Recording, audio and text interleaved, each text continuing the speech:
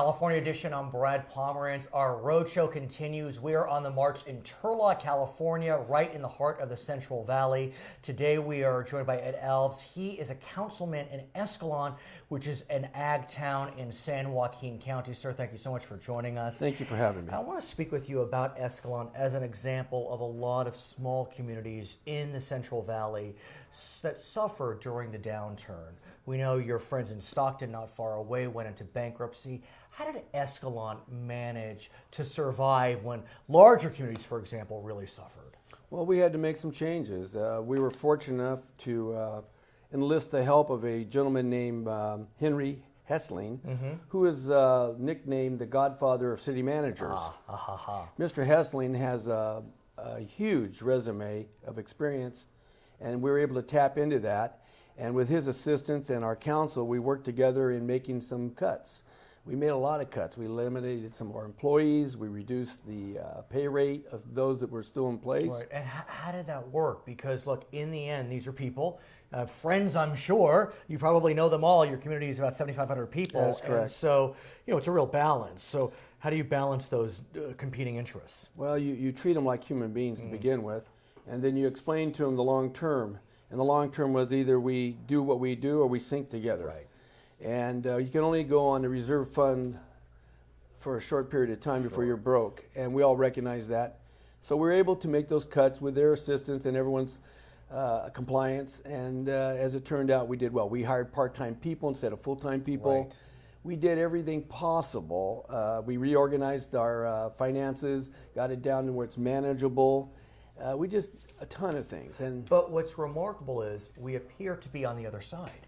Yes. Only 5 years later, we see that you are now taking steps to maybe bolster your ranks a bit. You're hiring a new police chief. It looks like you may be adding a few police officers, finance director.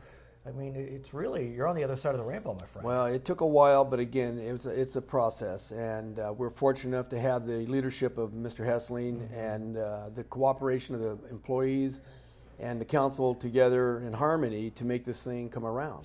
What's stunning about this turnaround as well is that while the overall economy was bouncing back, we know that the Central Valley and all of California has just been hammered by a drought. That's absolutely true. And your community is an ag community. Predominantly. So, predominantly. And so how is it that you've been able to bounce back so solidly in the midst of an ag downturn because of a drought? People pull together in these times, especially smaller farm communities. They tend to blend together in crisis, and they work in harmony to resolve issues that bigger cities don't have that community base. Let's talk about ag and the drought, because it's easy for folks who live in larger communities to kind of conceptualize it. But you're on the ground, sir. I mean, you are living the lack of water day in and day out. Admittedly, it was a better November.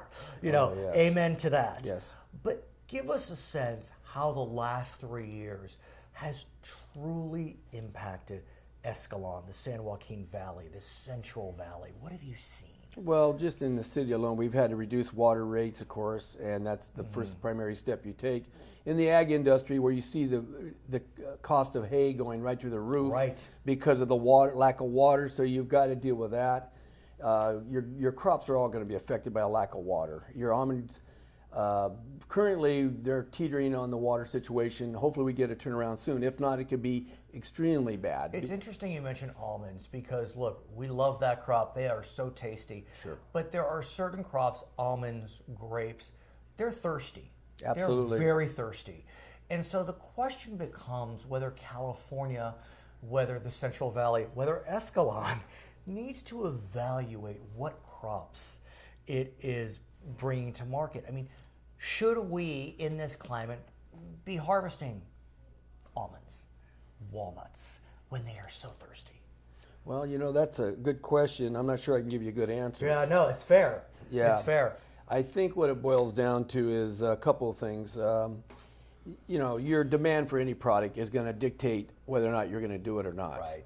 And the resources for that product are going to help dictate whether or not you're going to be able to deliver on the demand.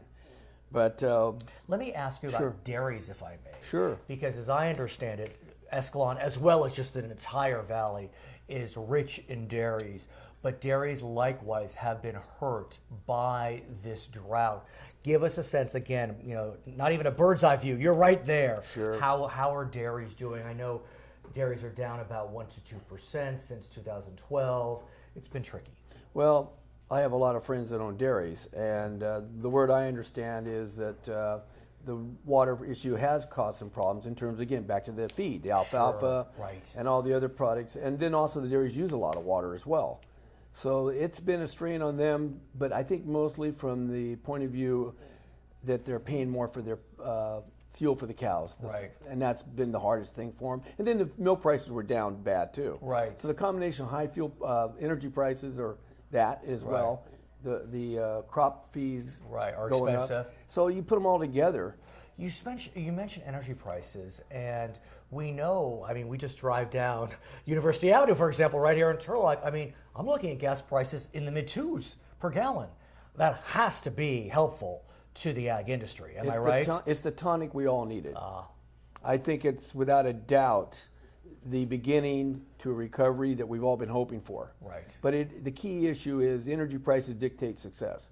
It's the main ingredient in all of us, on all what we do here. Everybody, you and everybody else.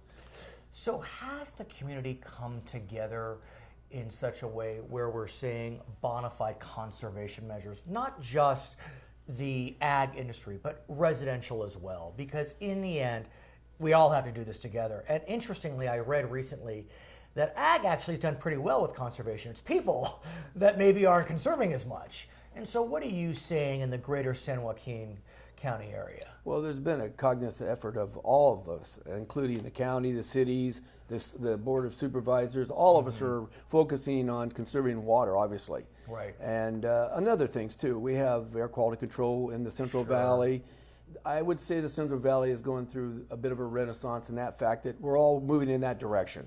We're trying to be more cognizant of energy, resources, and all those things that need to be conserved. And you mentioned resources. I know definitively that the Central Valley during this drought has relied immensely on groundwater. And Absolutely. Yeah, and groundwater is a finite resource. And in the Central Valley, as I've been taught, if you deplete groundwater too rapidly, you get what's called subsidence, where the earth starts to kind of fall on itself, Sure. and you can't recharge that. Yeah. And that's been a real struggle. Have you seen that in Escalon in the area? No. And the thing we worry about mostly towards the delta is the salt. When you're draining the water, the salt comes saltwater through. intrusion. You have that right. Right in the delta towards Lathrop, Stockton. Right. Not so much in Escalon. We're in the deepest part of the aquifer in Escalon. Also, too, we have water rights to the water plant from the reservoir in Stanislaus County. It's called Woodward Reservoir. Sure. We own the rights to the water that comes out of there. That's lucky. We're one of the partners. we currently sell our water rights. Oh, interesting. We sell them to Tracy, I believe it is, and that money we put into our general fund for a rainy, not so much for the new pipeline that we're hoping someday to build from that plant to our city. So, as you know, the voters of California in November very generous as it relates to the water bond. It passed overwhelmingly. Do you anticipate that Escalon or a local irrigation district will be able to benefit from some of those funds? Are you looking to benefit from it? I don't know how it's going to shake out, but I have my own reservations. I'm a little nervous about it because I think there's going to be a lot of legal actions going on that are going to deter a lot of the progress. Interesting. Yeah, I think there's environmentalists are not going to appreciate some dams being put in places. Right. And then you're going to have people fighting over the water rights. It's going to be interesting. Although it's interesting, you mentioned dams. 30 years ago, you'd never hear a Democrat say the word dam. No. And now it's part of the conversation. It's amazing. part of the conversation. I want to thank you so much for joining us. His name my is Ed pleasure. Alves. He is a council member in Escalon, a beautiful community in San Joaquin County. I'm Brad Pomerance. It's California Edition. Thank you. That was excellent. Thank you.